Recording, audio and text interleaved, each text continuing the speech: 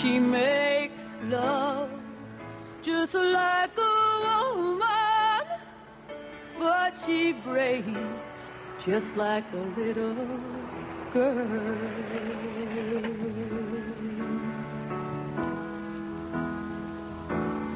Queen Mary, she's my friend. I believe I'll go out and see her once again.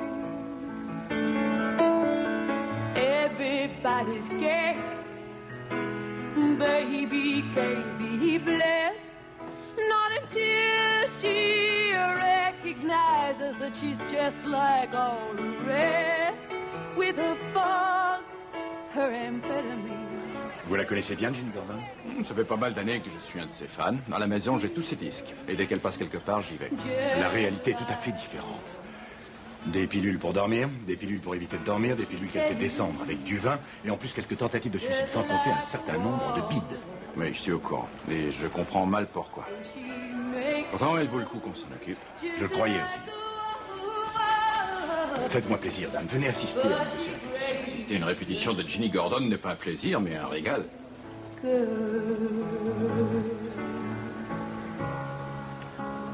Well, it was raining here first, and I was dying of thirst, so I came in here.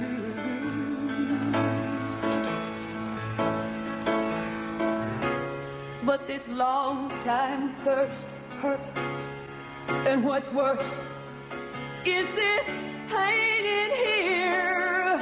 I can't stay in here. Ain't it clear?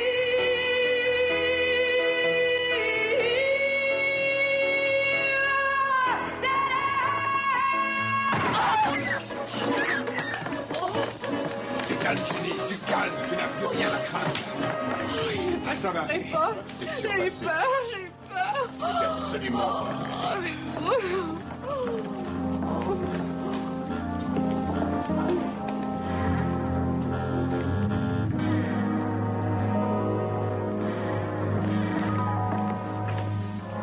Qu'est-ce que ça veut dire? Qu'est-ce qui se passe ici?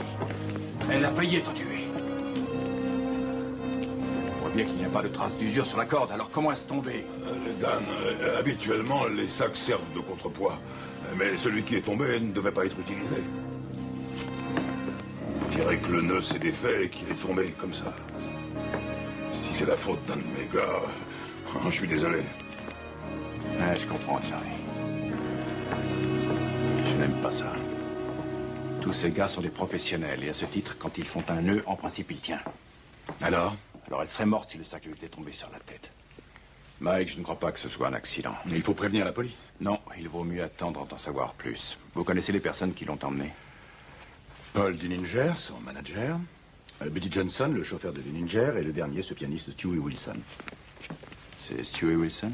Oui, c'est son pianiste-arrangeur. Ah bon? Allons téléphoner chez Ginny. Dites-lui que je veux la voir avec Denninger. Laissez croire que j'appartiens à l'hôtel. Je vous engage. D'accord. Si vous jouiez le Stewie's Blues. Le Stewie's Blues. Il est probable que vous étiez encore dans le berceau quand j'ai écrit ça. Oui, mais mon oncle aimait ce blues. Et dans la vie, à part exhumer les souvenirs, qu'est-ce que vous faites de beau? Eh bien, en plus d'être un admirateur forcené de Ginny Gordon, mon métier est détective privé. Je m'appelle Dan Tana. J'ai loué mes services à cet hôtel et je cherche des renseignements sur Ginny. On dirait qu'elle est sur le point de craquer. Et vous n'avez pas l'air particulièrement affecté de ce qui vient d'arriver. Vous savez, quand on a vécu aussi longtemps que moi dans son entourage, rien ne vous surprend. Dites-moi, vous ne voyez personne que son retour sur scène pourrait embêter? Quelqu'un qui aurait une dent contre elle? Non.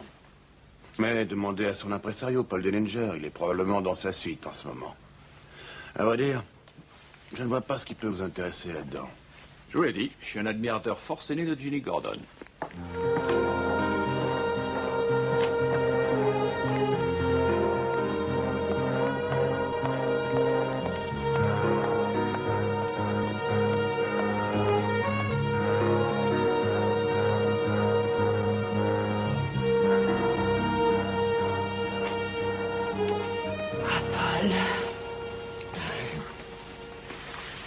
Rien ne marche comme je veux.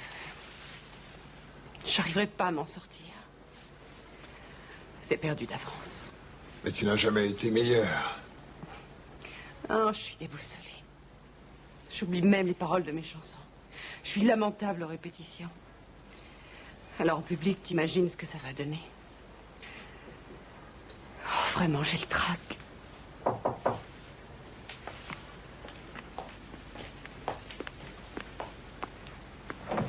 Monsieur Denninger, je m'appelle Dan Tana. Ah oui, entrez donc.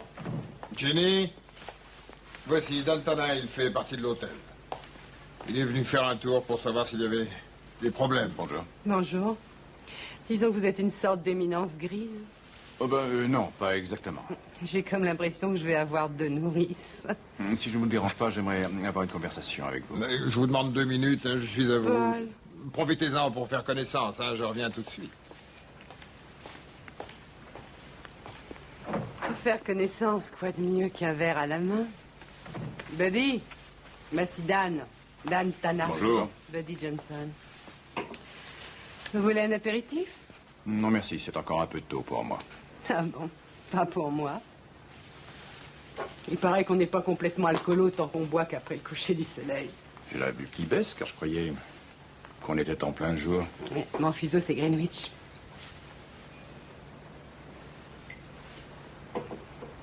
Qu'est-ce qui vous choque dans mon comportement? Ce n'est qu'un petit tranquillisant. Vous l'avalez avec de l'alcool?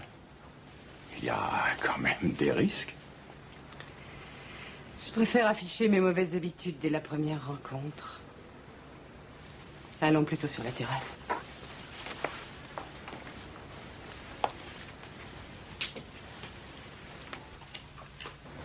Je crois que vous ne m'aimez pas beaucoup, monsieur Tana. Je n'aime surtout pas ce que vous êtes devenu. Vous êtes plutôt direct. C'est une de mes mauvaises habitudes. Je crois qu'il vaut mieux que je parte. Non, attendez. Je veux que vous m'en disiez plus sur ce que vous pensez de moi. Non, ce serait trop méchant. Allez-y. Je peux tout entendre. À moins que votre puritanisme ne vous rende muet. Bon. On a toujours du mal à constater un désastre. On reste stupéfait quand on voit les ravages que l'alcool et les drogues ont causés à votre talent. Mais le plus dur, c'est de vous avoir connu avant. Je vous assure qu'il y a de quoi être surpris. Il y a 6 ans, j'étais au Vietnam, dans un dispensaire des premières lignes. J'avais des éclats d'obus sous la peau, mais je voyais sortir les tripes de mon voisin de lit. Ce jour-là, on a vu entrer une jolie fille, suivie par un toubib qui portait un accordéon. Il s'est mis à jouer et elle a chanté pendant une bonne heure. S'est arrêté devant chaque lit. Elle a embrassé le type qui tenait ses tripes à 2 mains. Le malheureux en oubliait qu'il avait mal, comme nous tous. Cette Ginny Gordon-là, je la garde dans ma mémoire. Ne partez pas. Je vous en prie.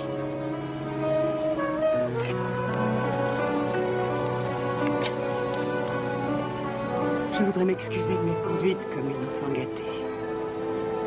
J'ignore pourquoi vous êtes ici, mais je suis contente que vous y soyez. J'ai besoin aussi de parler, mais je ne suis pas en état pour l'instant. Vous reviendrez me voir, s'il vous plaît. Je reviendrai. Et comme le spectacle touchait à sa fin, c'était le moment de saluer.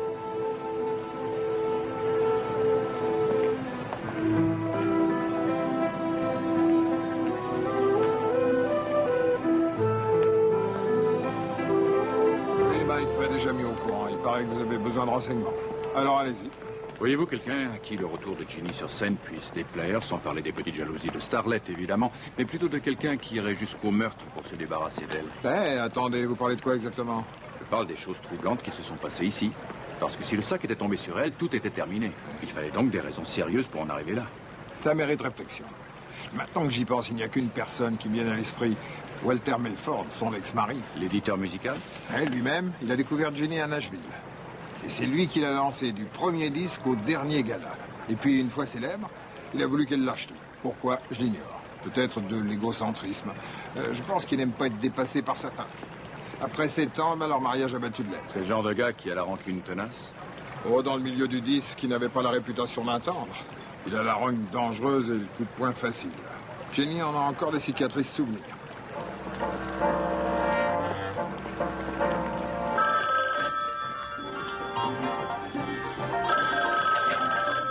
Dantana, oui? Oui, bien, c'est moi. Tu vas appeler les disques Melford à Nashville et demander Walter Melford. Il est probable qu'ils ne vont pas te le passer tout de suite. Aussi, quand ils voudront savoir qui le demande, tu répondras que c'est John Denver. Ça lui remuera les fesses. Dan, dis-moi au moins ce qui se passe. Je veux m'assurer que Walter Melford est à Nashville, car il pourrait être ailleurs. Et s'il est là et qu'on me branche sur son poste? Tu raccrocheras. Et dans le cas contraire, tu vois s'il a une réservation dans un des grands hôtels de Vegas. Et c'est tout? Presque. J'ai une petite faim, et comme je rentre, tu peux déjà préparer quelques sandwichs. À tout de suite. D'accord, au revoir. La secrétaire de Melford m'a dit qu'il n'était pas à Nashville et j'ignore s'il est à Vegas, car j'ai encore une bonne centaine d'hôtels à appeler. Tant mieux, j'ai le temps de prendre une douche et de me changer. La journée a été longue. Il faut mettre de la moutarde sur le bœuf, pas de la mayonnaise, s'il te plaît. Dantana, oui? Oui, Paul Denninger, je suis l'impresario de Ginny. Passez-moi Dan, c'est urgent. Ne quittez pas. Dan, c'est l'impresario de Ginny, il a l'air pressé.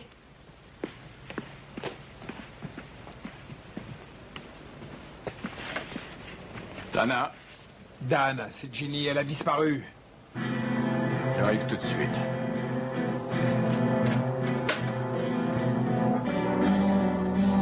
Dites-moi exactement ce qui s'est passé. Buddy me ramenait ici en voiture et en arrivant, on s'est aperçu qu'elle avait disparu. Je pense qu'elle a dû partir quand elle a appris l'accident de Stewie. Oui, j'étais sur le point de passer une radio et j'ai demandé à l'infirmière de prévenir Paul. Elle est tombée sur Ginny au téléphone et lui a dit que j'avais peut-être une fracture du poignet. Qui vous rendait indisponible pour la première. Il est probable qu'elle s'est affolée, qu'elle a cherché l'oubli dans le whisky. Qu'est-ce qui s'est passé avec votre main? Non, une bagarre avec deux types. J'étais allé boire un verre dans un bar et ils me sont tombés dessus, juste au moment où je partais. Ils m'ont fait une prise de judo et ils m'ont tordu le poignet. C'est une mauvaise foulure, c'est rien. S'il vous plaît, je voudrais parler au portier de l'hôtel tout de suite. Allô, Marty, ici Dantana. Ginny Gordon est sortie il y a peu de temps, vous l'avez vue? Oui, et où est-ce qu'elle allait? Bon, merci. Elle s'est dirigée vers la rue Freeman. Je suggère que vous téléphoniez au bar qu'elle fréquente habituellement.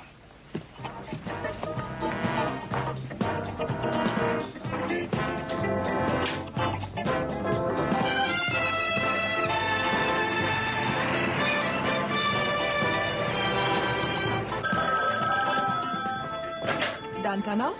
Léa, prends les pages jaunes de l'annuaire. Tu téléphones dans tous les bars. Demande si on a vu Ginny Gordon. Et laisse mon numéro au cas où elle se montrerait. D'accord, j'ai Binzer près du téléphone en cas de besoin. Parfait. Dis-lui de s'occuper du casino de la promenade. Moi, je me charge de la ville basse. Et sauf contre ordre qu'il me rejoigne à l'Aladine dans 3 heures. Il faudra aussi vérifier tous les accidents dans les commissariats. Je t'appellerai toutes les heures. Je ne bouge pas d'ici. Et Dan, tu avais raison. J'ai trouvé la trace de Walter Melford en ville. Il est descendu au César Palace. Excellent. Alors que Binzer se remue un peu, il faut retrouver Ginny.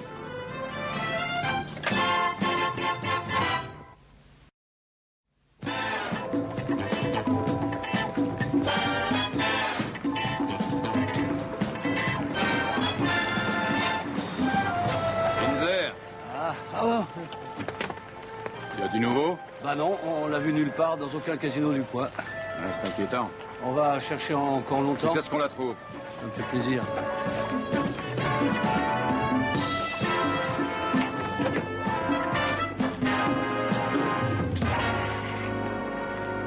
Passes away and I'm glad, glad, glad, 'cause I need a new sun rising every morning, and I need a new moon rising every night. I was on the lake at twilight, I saw my skirt in the moonlight, I saw blood red spread the sunset, I saw the full moon rise and violet, and I was glad. And while you were working, sewing your feet, Barre des courses, Mike Stoker à l'appareil. Mike, ici Béa, la secrétaire de Dantana. Vous n'auriez pas vu Ginny Gordon? Et si elle est là? Elle chante. Mais elle a pas l'air dans son assiette et je n'arrive pas à l'empêcher de boire. Bon, essayez de la retenir au bar. Mais sinon, tâchez de savoir où elle va, d'accord? D'accord. I'm glad. Merci, Mike.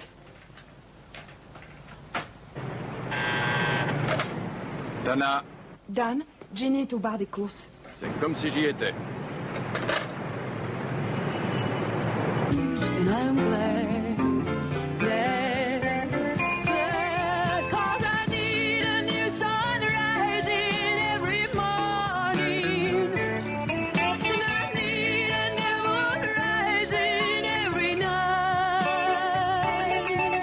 I need a new sun, need a new moon, need a new sun, need a new moon. I need a new sunrise in every morning, and I need a new moon rising at night. I was on the lake at twilight. I saw my skirts in the moonlight. I saw blood red spread the sunset. I saw the full moon rise and violet, and I was glad. I was glad.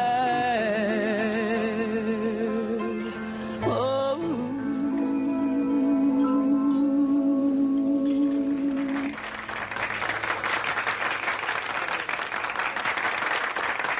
Merci beaucoup, les gars. C'était vraiment fameux. Merci tous. Mademoiselle Gordon, Oui? vous pouvez vous asseoir une minute, je vous apporte un café. Ah, c'est pas la peine, je le sens bien. Merci. Mademoiselle Gordon. Oui, monsieur. Mademoiselle Gordon, cette porte conduit à la piscine. Je vais justement respirer un peu de fraîcheur. Après, je reviendrai boire ce café.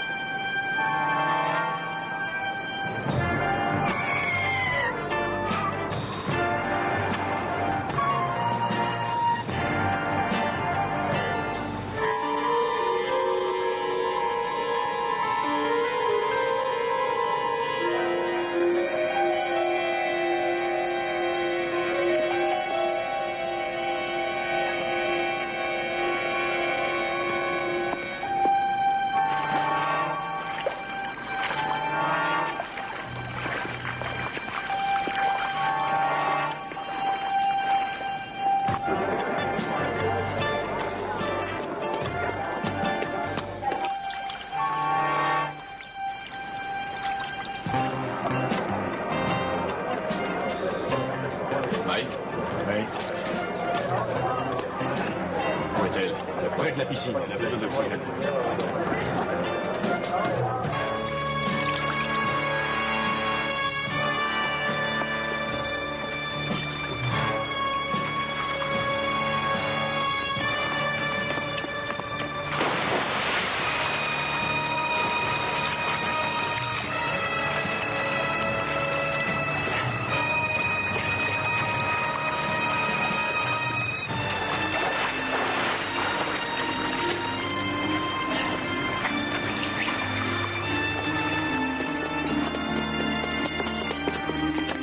Appelle un docteur, vite!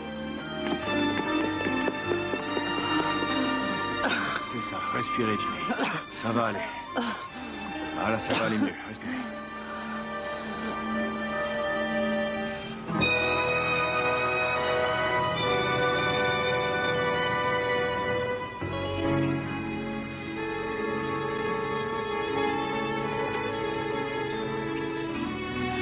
Dan.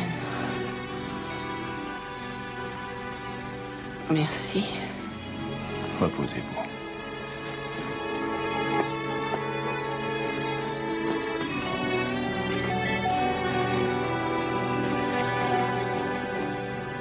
Dites-moi, vous croyez vraiment qu'elle pourra se rétablir d'ici la première? Physiquement, oui, d'après le docteur. Quant au reste, tout dépend d'elle. Mais si elle renonce, je suppose que c'est une catastrophe pour vous, Max. Exactement. Il refuse de l'admettre, ton ami. Il a engagé jusqu'à son dernier sou dans ce spectacle. Et quoi qu'il arrive, il faudra quand même payer. Oh, je t'en prie, arrête, Stewie. Et votre main? Vous avez trouvé un pianiste pour Ginny? Pas encore, car il faut trouver quelqu'un qui s'accorde avec elle. Je vais demander à ma secrétaire de venir s'installer ici avec Ginny. Ça nous évitera une fugue éventuelle. À plus tard. C'est une bonne idée. Et vous serez où? Je serai au César Palace. Walter Melford y est installé. Une conversation s'impose.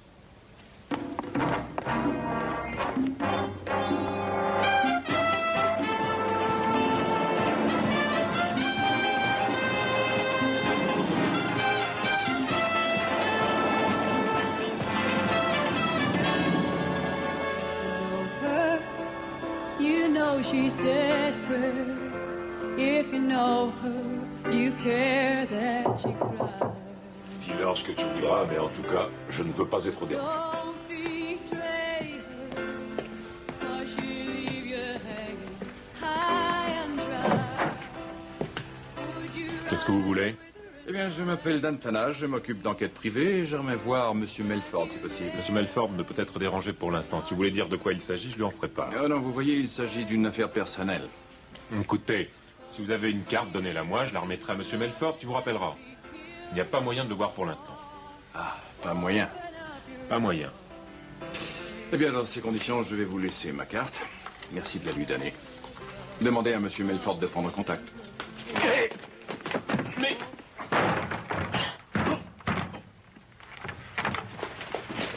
open up the lock and lay away the key?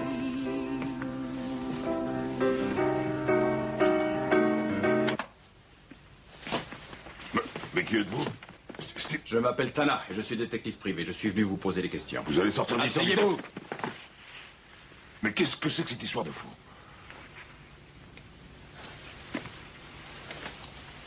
Ginny a tenté de se noyer dans une piscine hier soir.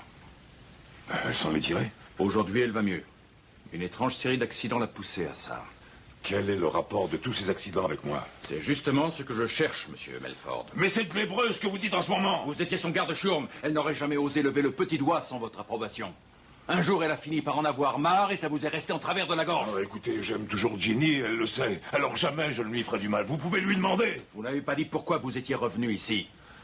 Je suis venu ici pour revivre le passé. Et aussi pour encourager son retour sur scène. Tout ce que vous venez de me dire est absolument vrai, oui. J'ai régné sur elle comme un seigneur et j'ai souffert quand elle s'est aperçue que finalement je n'étais qu'un homme.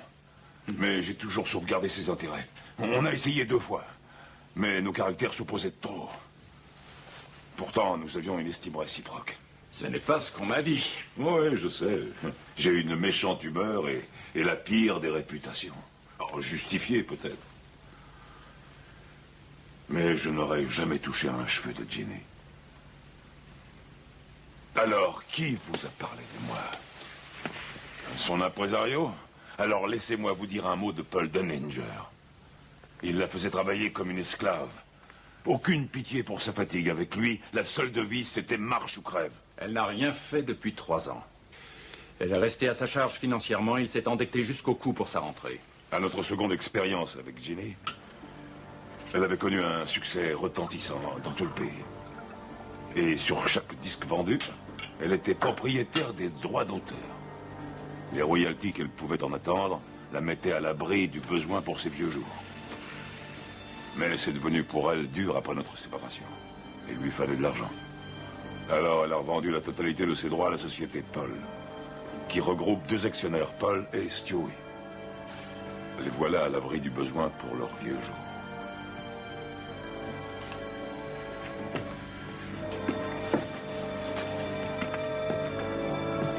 Pour le moment, j'ai tendance à vous croire, Melford.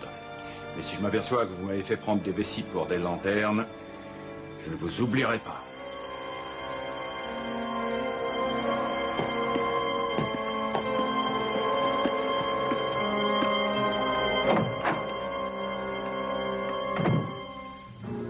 Elle s'est endormie? Je vais voir. Merci.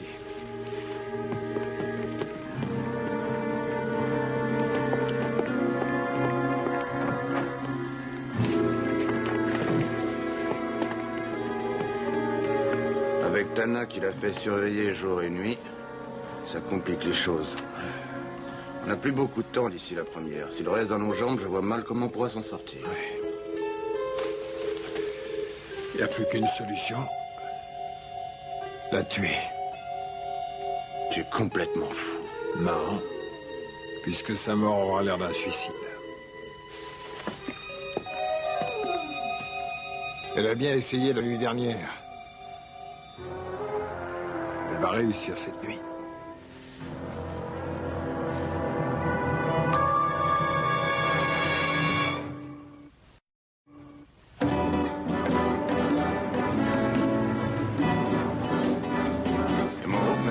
Pratiquer que les bastringues quand on s'est retrouvé dans un truc super chic. Je n'avais jamais vu un smoking de ma vie avant ça. À l'ouverture, je me suis assis au piano et j'ai attaqué le boléro de Ravel alors qu'on m'avait payé pour les blues. C'est pas parce que j'ai entendu cette histoire 100 fois, mais je voudrais que tu surveilles les arrangements avec l'orchestre. Ah, d'accord, je m'en occupe.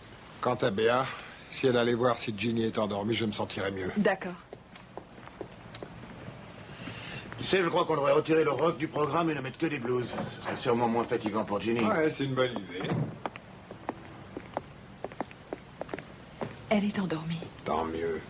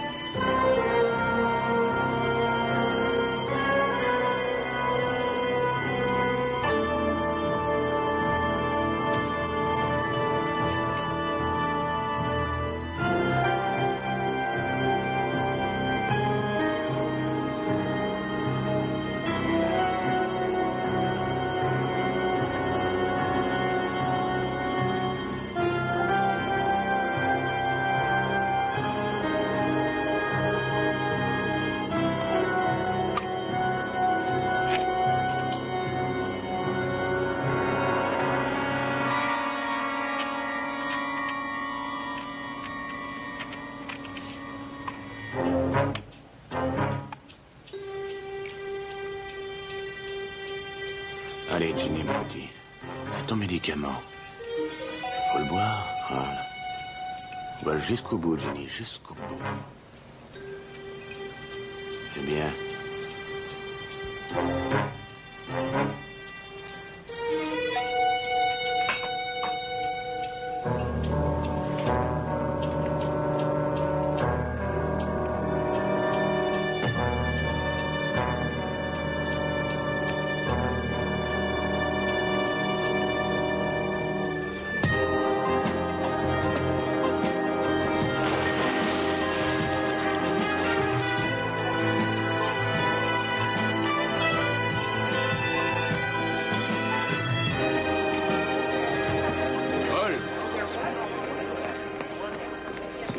Comment va-t-elle? Elle sommeille. Elle va bien, je crois. Votre assistante est efficace. Oui, c'est vrai. J'ai reçu les confidences de Melford. Ce n'est pas l'amour fou entre vous deux. Jamais, même au début, et ça n'a fait qu'empirer avec l'âge. Il paraît qu'elle aurait une retraite douillette si vous n'aviez pas fait main basse sur la totalité de ses droits d'auteur. C'est parce que Ginny avait besoin d'argent que j'ai racheté ses droits à l'époque. Sans doute a-t-il oublié de vous dire que j'en ai fait mon associé il y a 8 mois déjà, alors qu'elle ne travaillait plus depuis 3 ans. Ginny est maintenant garantie jusqu'à la fin de sa vie et même au-delà de la mienne. Désolé, Paul, mais il fallait que je sache. Mais c'est évident, Dan. Je ne vous aurais pas respecté dans le cas contraire.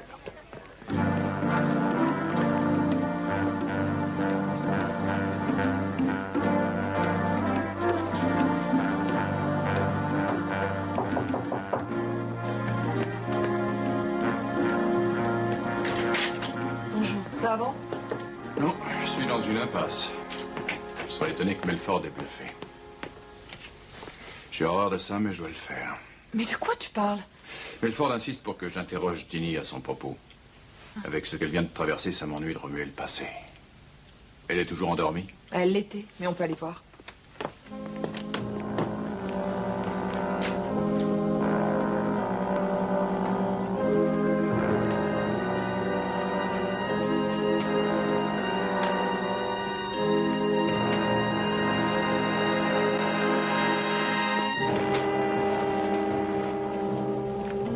Appelle une ambulance. Vite, une ambulance. Ginny, réveillez-vous.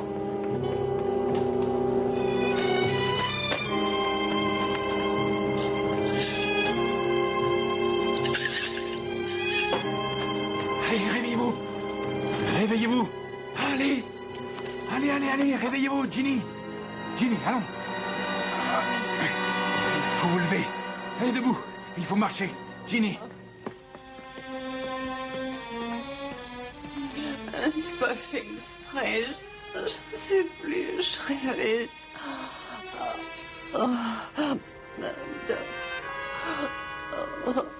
Je buvais seulement un verre d'eau. Je n'ai pas fait exprès. Oui, je comprends, je me sentais bien.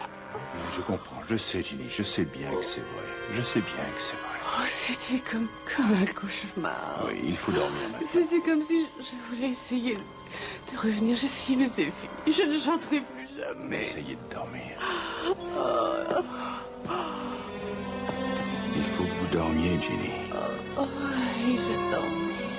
Oui, il faut dormir.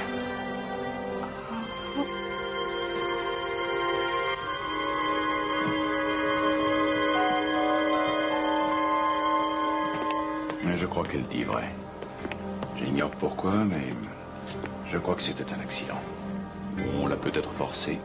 J'étais derrière la porte. Il n'y avait personne dans l'appartement excepté Paul et Stewie. Je sais.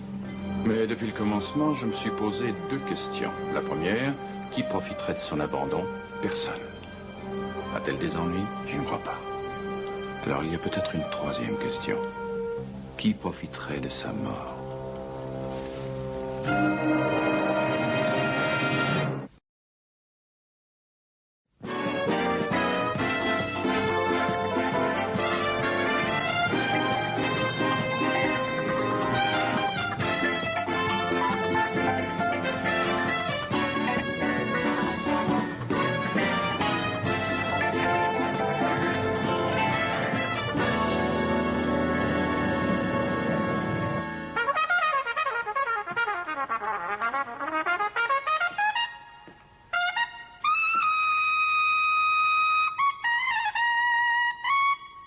Hé, Louis, t'as entendu ça?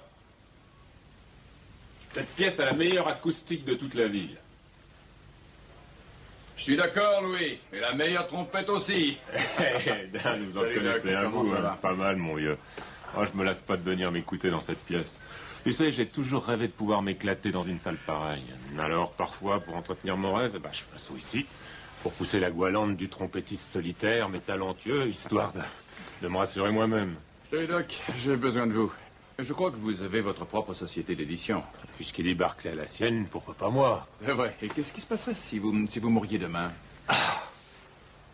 Une suite de blues, de l'église au cimetière, ensuite la veuve joyeuse pour entraîner les copains jusqu'au bar de Murphy, j'imagine.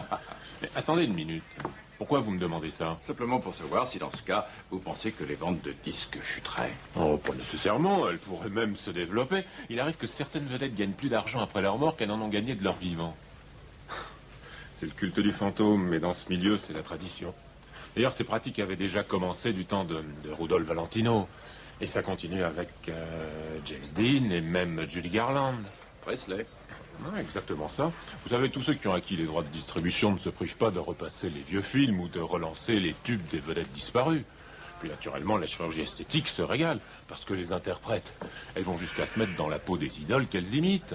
Ce qui vous explique pourquoi je ressemble tant à Clark Gable aujourd'hui. Et bien entendu, les admirateurs se disputent les photos et les posters et les t-shirts. À la mémoire du défunt. Mon vieux, c'est ça, un énorme gâteau de nos jours. Donc, en résumé, si j'ai bien compris ce que vous dites, une idole disparaît et son pouvoir de vente peut monter en flèche. Ouais, c'est ça. Cependant, le talent est plus rare que la moutarde, hein. Soyons clairs, le véritable géant du spectacle, Elvis. Par exemple, il est immortel. Oui. Doc, vous ne saurez jamais combien vous m'avez été utile. Mon vieux, repassez me voir. C'est promis. À bientôt, Louis.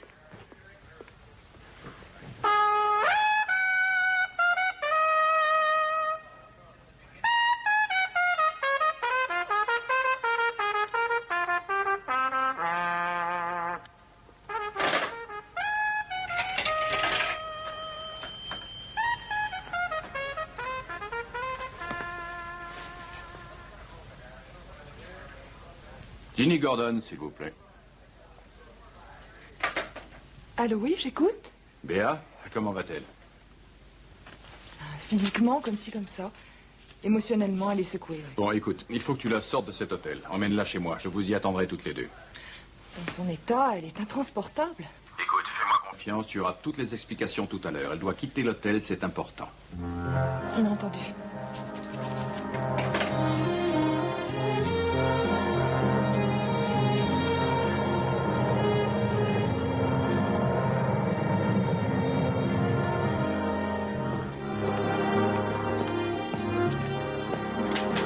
Ah, voilà enfin, entrez.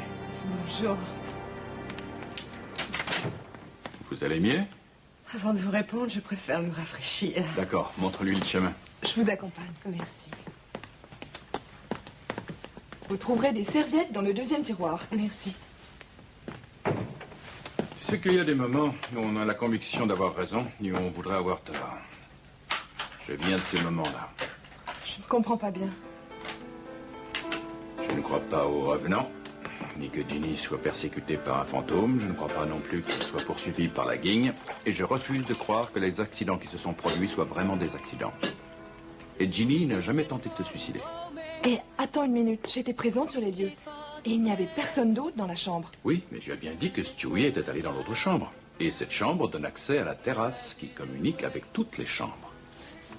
Dan, tu es en train de penser que Stewie... Non, Stewie est Paul Dunninger. Cela ne fait aucun doute. Oh mon Dieu. Mais tu imagines le choc? Qu'est-ce qu'on va faire? Eh bien, il faut lui dire, ne rien lui cacher. Lui dire que ses plus proches amis ont projeté de l'assassiner? Non. Ça l'achèverait. Je ne m'en sens pas le courage. Crois-moi, il faut qu'elle soit en scène ce soir. Sinon, c'est fini pour elle. Et ça, en effet, ça l'achèverait.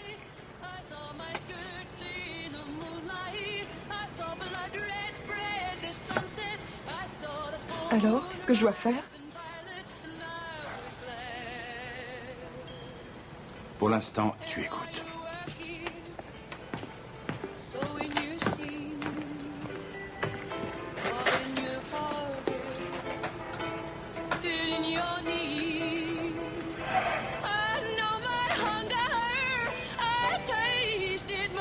Paul, ici Tana. Comment allez-vous? J'ai une grande nouvelle pour vous. Ginny sera prête ce soir. Vous en êtes sûr? Parfaitement, elle est prête pour le spectacle. Je ne sais trop quoi dire. C'est de la magie. Eh bien, j'ai seulement tenté de la convaincre qu'elle devrait plutôt se reposer. Et c'est elle qui m'a convaincu du contraire. Ça marche à tous les coups, je suis content. Laissez-moi lui parler. Elle n'est pas là. Pour l'instant, elle voulait se reposer au grand air, alors Béa l'a conduite chez un de nos amis. Il a en banlieue une grande maison espagnole sur le terrain de golf du Desert Inn. Elles seront tranquilles là-bas. Elles jacasseront au soleil. Je ne Je ne les attends pas avant au moins 2 heures. Eh bien, merci encore, Dan, et je dois vous dire que je ne m'y attendais pas. Dites à Ginny de m'appeler à son tour. Très bien. Alors, elle est prête pour ce soir. Oh non, ça c'est la catastrophe. On est balayé. Peut-être qu'elle tiendra jusqu'au bout. Possible de faire encore du fric. Jamais elle ne tiendra 4 reprises. Tu ne vas pas renoncer aux droits d'auteur. Sur scène, c'est le fiasco. Au ciel, c'est une religion. Elle est dans une maison du golfe du Desert Inn. Avec Tana? Avec sa secrétaire. Écoutez-moi, on est allé trop loin pour laisser tomber. Elle est près d'une piscine. Son dernier suicide a échoué, mais celui-ci réussira. Buddy, prépare la voiture. Trouve une tenue de golf, tu feras le tour du terrain de golf et tu entreras par le côté. Nous t'attendrons pour te reprendre sur le devant. Dépêche-toi.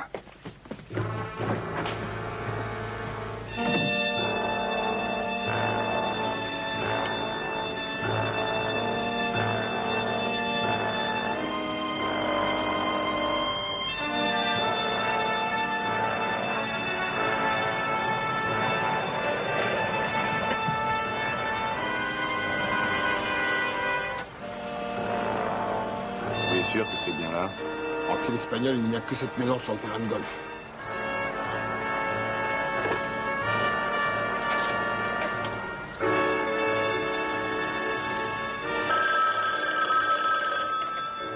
Allô? Allez, voilà, fais ton numéro. Écoute, c'est délicat. Je n'aime pas fouiller dans les placards des autres. Bon, d'accord. Au revoir. Qu'est-ce que vous allez faire? Dan a oublié sa veste la dernière fois qu'il est venu. Je vais essayer de la retrouver. Vous voulez un rafraîchissement? Non, merci.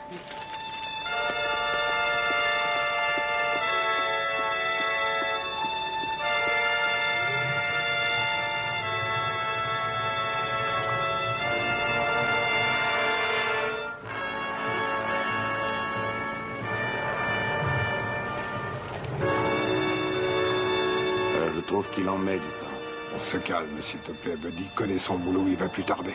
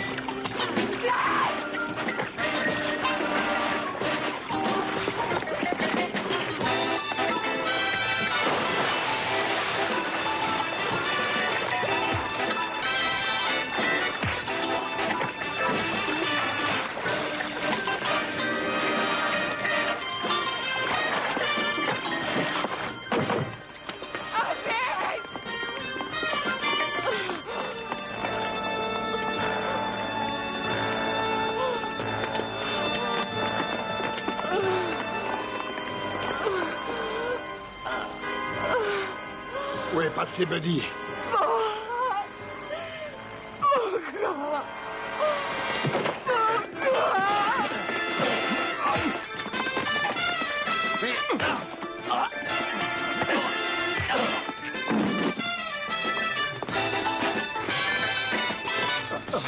Vous devez vous demander pourquoi tout ça. Eh bien, j'en pouvais plus. À chaque fois qu'elle tombait dans les ruisseaux, j'étais là pour la relever. À chaque fois qu'elle était debout devant son micro, j'étais encore derrière elle, mais moi, on ne me voyait pas. Il a fallu que je la tienne à bout de bras. Et tout ça pour qu'elle tombe dans les bras de Melford. Elle avait tout le plaisir. Et moi, la douleur. Elle n'était rien, vous entendez rien. Elle n'était rien sans moi. Vous ne connaissez d'elle que ces chansons. Elle était malade. Et parce qu'elle était malade, elle avait besoin de vous. Et vous, vous ne pensez qu'au fric.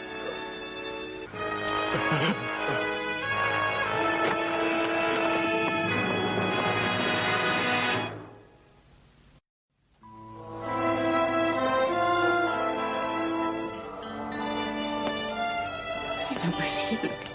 Je ne suis pas prête. Ginny, écoutez-moi. Vous êtes prête plus que jamais. Seulement, vous avez peur. Oh, je suis terrifiée. Bien sûr, ce serait anormal que vous n'ayez pas peur. Mais il ne faut pas nier cette peur. Reconnaissez-la. Ginny, mieux encore, il faut la remercier. Parce qu'elle signifie que vous avez retrouvé la vie.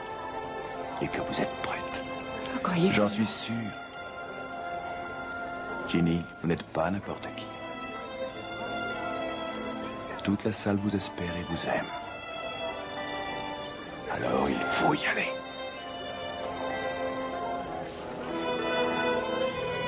D'accord.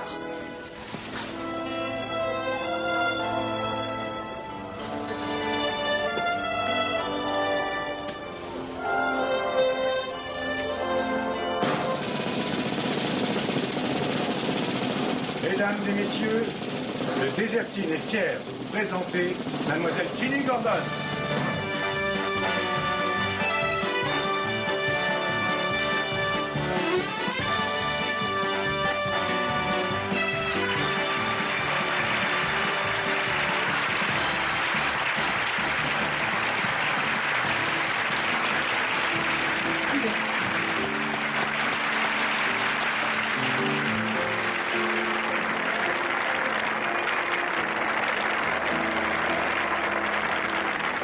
You sit for a moment, you stay for the day, you live for a lifetime, it passes away. I know you're coming, I know you wait, I live for the moment.